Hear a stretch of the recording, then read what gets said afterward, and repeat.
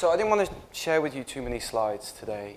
My name's Phil, by the way, from Karcher. So I just kind of wanted to share with you this little fella more than anything else, because quite honestly, it's a free plug.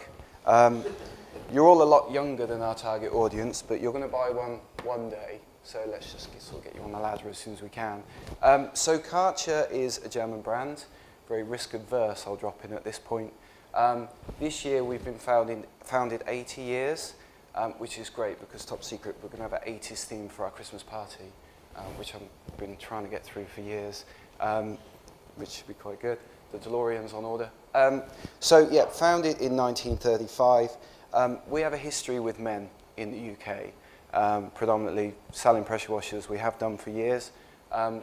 The awareness amongst women, because of that, is very, very low, or was very, very low.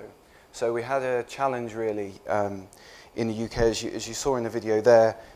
We had, actually, I'm going to pass this round. You guys can have a play. Available at B&Q and all leading outlets. We had a challenge, and you can rev it up, the buttons on the back. We had a challenge in the UK, really, to kind of communicate this to a new audience that we had no equity with. And so, of course, that's an incredible risk. We had a prompted awareness amongst women of 20%, and that's basically because the husband had a pressure washer in the garage, and it was that bright yellow thing that he loves playing with because it's like a big water pistol. So what we wanted to do was really launch this product in the UK. We knew it was a fantastic product. We all believed in it. None of the retailers did. It was quite funny, actually, because the way we sold that to Currys was we knocked the buyer's cup of tea over on her desk, and then we vacuumed it off, and the desk was still warm but bone dry, which was quite good fun. You never seen her grab paper as quickly as they do. So yeah, we decided the best thing to do was to launch that around spring. The key insight is as soon as clocks go forward, there you go. As soon as clocks go forward, what happens is people leave their curtains open, and then they sit at home and they're looking out their window and they're like, crikey, that is a state. I need to get out there and clean the windows. Now, actually, just on a side note, people clean their windows in Scotland once a month, in the south once every 6 months. So I think we need to kind of clean up our act down here.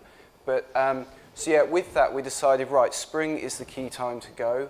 Let's do a 4-week burst. We'll cobble as much cash together as we possibly can, which was about 850K. It wasn't a great deal.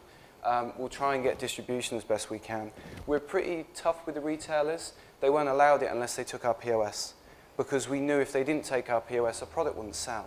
It needs to be explained in store. And so as you can see from that chart there, this gives you an idea of sales. This is my one and only chart. They spent an awful lot of money sending me on a course recently where it says you don't need PowerPoint slides. So I'm trying to do everything off one chart. I'm embracing it. So you can see the blue line there is sales and the red line is TVRs. We'd only planned to spend the first 4 bars of TVRs there. So what we did was we kind of targeted ABC 1, 30+ programming, not really any more technical than that.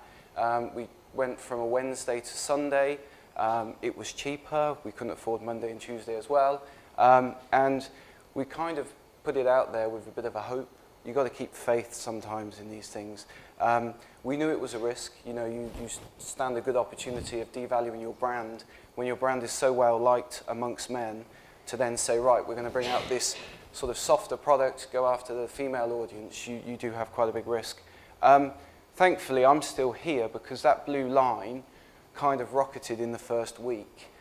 Sales went absolutely mental. I had a massive sigh of relief and booked a holiday, actually. And then we can see sales started to drop off, but what we found was using our econometric analysis, and that's about as knowledgeable on that as I go. I have a team of guys that do that for me.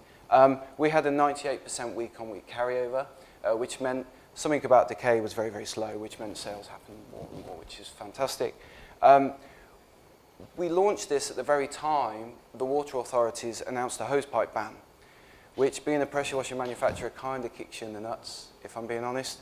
So what we did, the further red bars you can see there, that's money we saved out of the pressure washer campaign and put behind Window Vac.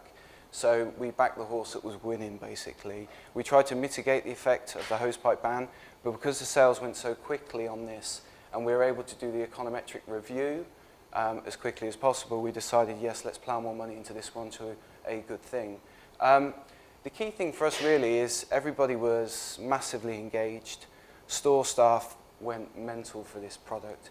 They actually got like a bit of Perspex and a Black & Decker workmate, which was great because Black & Decker don't like this. And they sort of wound it up, and then they were demonstrating the product to people as soon as they came in the door, because they were, you know, you're talking a DIY shed, you're probably selling screws, nuts, bolts. They're selling something there that was $59.99, and they were selling it very quickly. So the great thing about manufacturing in Europe, we can turn on more production, so it's like get them back in the factory, get them making them, ship them into the retailers as quickly as possible, and let them make hay while the sun's shining. So following that, one of the biggest benefits for us, sorry, I'm still getting a hang of it. The biggest benefits for us is that customer advocacy went mental. We sell this product because it cleans windows incredibly well, but basically it will vacuum liquids off of any hard surface. So people were getting it home and then they were going, I could do that shower screen that really bugs me because he leaves it like an absolute mess. If it's anything like my house. Also spills, worktops, if you've got a granite worktop that always leaves a smear on, that's a pain about going back into my salesy thing. But yeah, basically everybody fell in love with the product because when they got it home, it did far more than they expected it to do. And because of that, the reviews went mental. I love reading these because it just makes me feel quite happy. But if you go on Amazon, for example, there's about 4,000 reviews and we get 4.8 out of 5. There is room for improvement and we're working on it, but we are pleased with the results that we're having so far. From that, what we've been able to do is expand distribution, expand the product range. One of the things that we did very quickly is we were conscious of retail price point, and we didn't want to just reduce that to get more volume. So what we did was, with that product, you can actually get a smaller head, an extension pole, other accessories. So we made bundles. And the idea was that those accessories were worth X RRP, but in the package you can create quite a nice bundle. Consumers are smart, you know, they know when they can make a save-in on the product and when they get good value for money. So that's kind of what we stood for in our strategy there. So I think key learnings for me really is you do have to be quite brave. We're a conservative German brand. To kind of throw a lot of money behind a new product launch to an audience we hadn't spoken to before was a great big risk. I don't know what the German is for Maverick, but I think I get called it quite a lot. But obviously now, you know, there's nothing like being smug in front of colleagues. It's fantastic. Everybody loves it. So yeah, the key thing is just to kind of be brave and sort of keep the faith in the product, demonstrate it as much as you possibly can, and yeah, kind of ride that wave. So from this, we've since run multiple campaigns on this product, and we've launched 2 further new categories at brand new audiences in the UK, because it's kind of given us the encouragement to do so. So any questions later on, that's fine. I'm actually a fan of people asking nice questions that aren't awkward, so that person can have the window vac. So but thanks very much.